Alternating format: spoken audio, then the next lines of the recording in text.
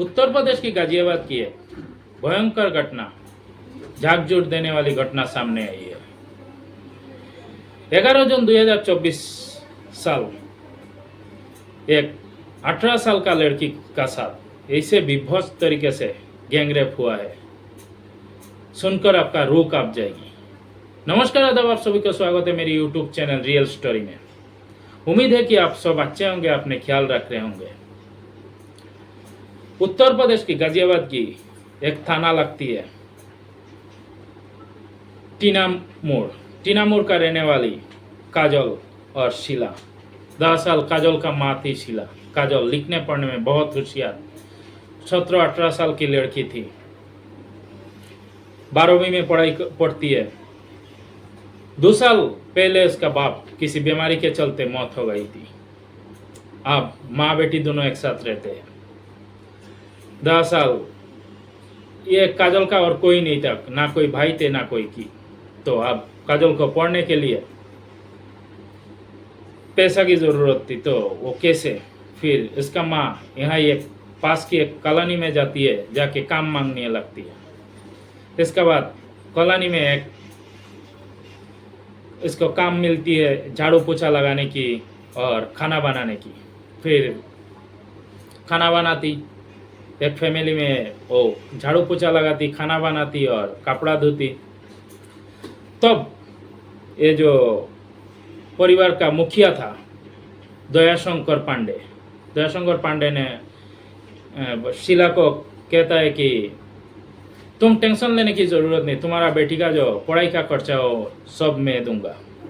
तुम्हारा बेटी को पढ़ाओ लिखाओ, जितना पढ़ना चाहती है पढ़ाओ। तो अब बहुत खुश शीला घर में जाती और अपनी बेटी को बताती, मेरा मालिक मेरा सेठ ने कहा कि तुम्हारी जो लिखाई पढ़ाई का खर्चा हो वो खुद उठाएगा।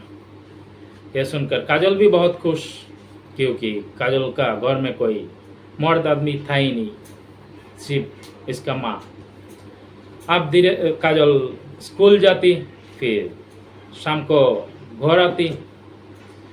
तो एक दिन 11 जून 2024 को ऐसे ही स्कूल छुट्टी होने के बाद जब वो घर लौट रही थी, तब रास्ते में 2 युवक को मिलता है। दरअसल ये दोनों युवक काजल का जान पहचान थी। दोनों युवक मोहित और शारिक।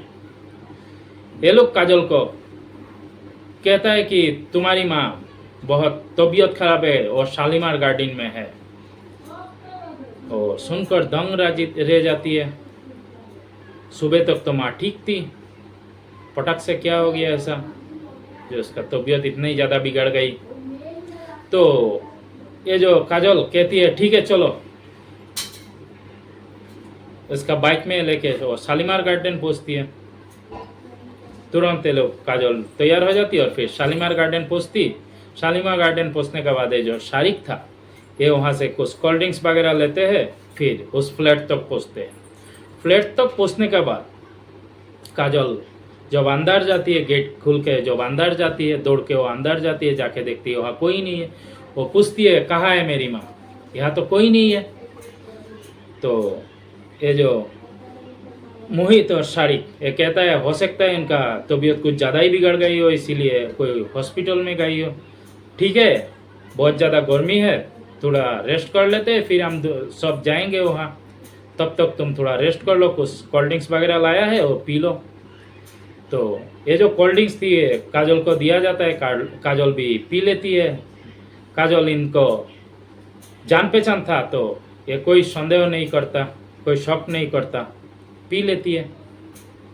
फिर पीने के बाद काजल को चक्कर आने लगती है। अब काजल बताती है कि मुझे चक्कर आ रही है। तो मोहित और शारिक कहता है कि हो सकता है गर्मी बहुत ज़्यादा है, इसीलिए तुम्हें चक्कर आ रही है।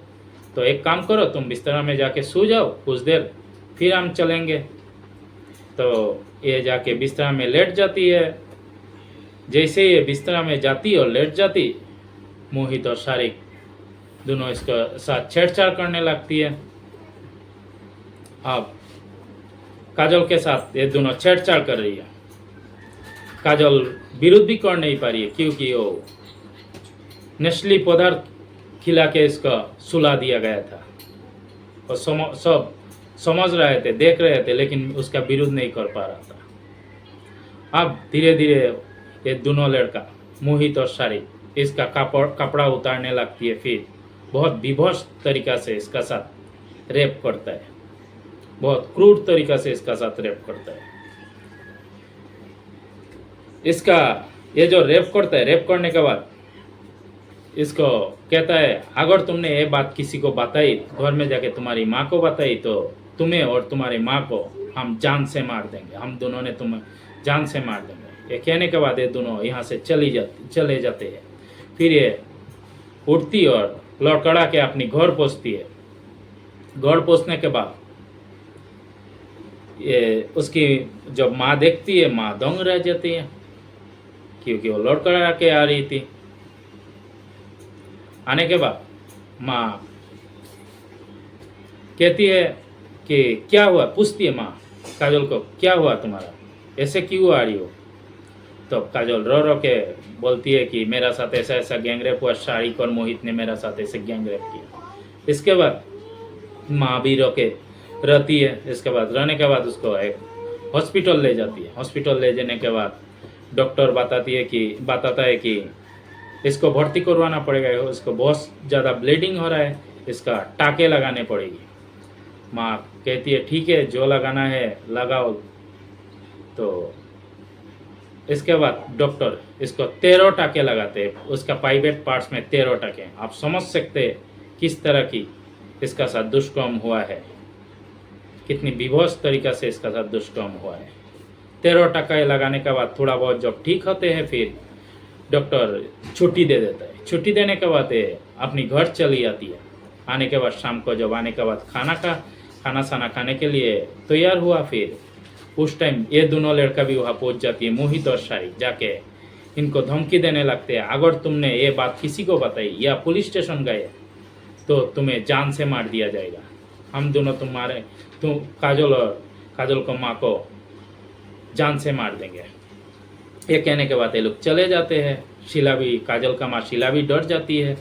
तो आप शीला कुछ दिन ऐसे ही रह जाते, वो फिर अपनी रूटीन हिसाब से अपने काम आती, लेकिन काजल स्कूल जाना छोड़ दिया।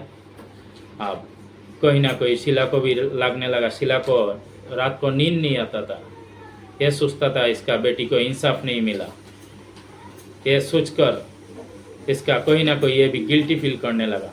अब 8-10 दिन का बात हो, उसके बाद पुलिस स्टेशन पहुँचती है। पहुँचने के बाद वहाँ थाना का जो एसीपी थे, वो सिद्धार्थ गौतम थे, उनको पूरे कहानी जाके बताती है जो उनका बेटी का साथ ऐसा ऐसा हुआ है। इसके बाद जो एसीपी थे सिद्धार्थ गौतम कहते हैं कि इतने देर क्यों किया तुमने, और जल्दी आना चाहिए था। उन्होंने तुरंत जो निर्देश दिया कि इनको गिरफ्तार किया जाए, और पुलिस का जो खबरी थी उसको भी एक्टिव कर दिया गया। कुछ ही समय के अंदर इन लोगों को गिरफ्तार कर लिया। इसके बाद थाना ले आई यार, इनका अच्छा से खातिरदारी की। फिर ये जो एसीपी सिद्धार्थ गौतम, उन्होंने कहा कि ये जो डॉक्टर की भूमिका थी ये भी संदेहजनक थी। तो अब तदंत तो चल रही है, आगे क्या होगा देखा जाएगा। तो यही था कहानी। अगर अच्छा लगे तो लाइक एंड सब्सक्राइब कर देना और कमेंट करना ना भूलना।